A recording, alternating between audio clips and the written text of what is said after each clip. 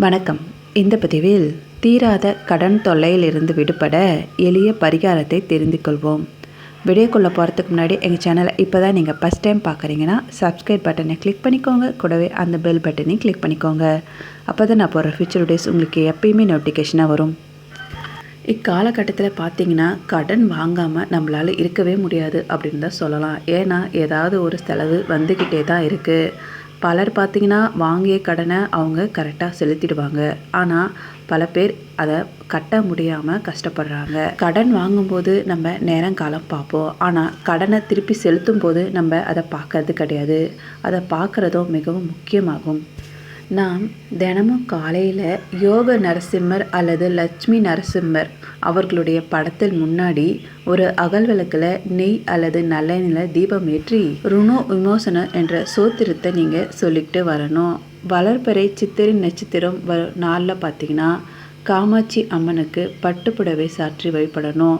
இதனால் நிச்சயம் கடன் தொல்லையிலிருந்து நீங்கள் விடுபட்டு மனநிறைவோடு வாழ்வீங்க. தினமும் காலையில் எஞ்ச உடனே தங்க நாணயம் அல்லது ரூபாய் நோட்டுக்களை பார்த்து வர செல்வம் உங்களுக்கு அதிகரிக்கும். ஒவ்வொரு வெள்ளிக்கிழமையிலும் காலையில் குளித்த பின்பு உப்பை ஒரு பாத்திரத்தில் போட்டு வீட்டில் மகாலட்சுமிக்கு பூஜை செய்து வர வேண்டும். இதனால் கடன் தொல்லை தீரும். செவ்வாய்க்கிழமைகளில் முருகன் ஆலயத்துக்கு சென்று வழிபட வேண்டும். கிருத்திகை நட்சத்திரத்தன்று முருகப்பெருமானை விரதமிருந்து தரிசித்து வந்தால் கடன் தொல்லைகள் தீரும். நீங்கள் கடன் வாங்குறீங்க அப்படின்னா அது செவ்வாய்க்கிழமையில் இருக்கவே கூடாது. அதற்கு பதிலாக செவ்வாய்க்கிழமைகளை கடனை அடைக்கலாம். ராகு கேது கூட குரு பகவான் இணைந்திருக்கும் போது நீங்கள் கடன் வாங்கக்கூடாது. குரு சேர்ந்து நிற்கும் போது புதிய கடன்கள் வாங்கவோ அல்லது அடைக்கவோ முயற்சிக்க வேண்டாம்.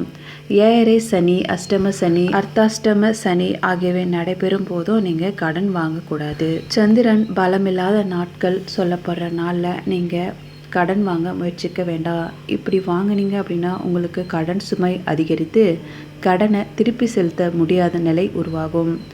இது போன்ற தகவலை பெற எங்கள் சேனலுக்கு லைக் பண்ணுங்கள், ஷேர் பண்ணுங்கள், கமெண்ட் பண்ணுங்கள், மறக்காமல் சப்ஸ்கிரைப் பண்ணுங்கள். தேங்க்யூ ஃபார் வாட்சிங்.